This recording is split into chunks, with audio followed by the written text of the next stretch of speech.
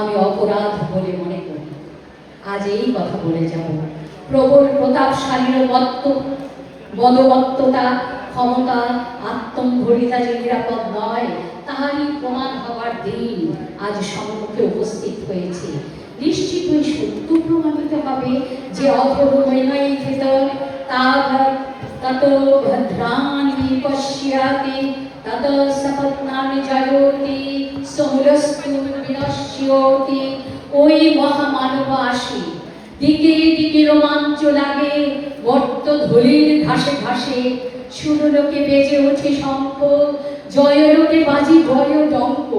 এলো মহাজন্মের লগ্ন, আজি অমারাত্রি দুর্গ তরুণ যত ধূলিতলে হয়ে যাবে ভগ্ন।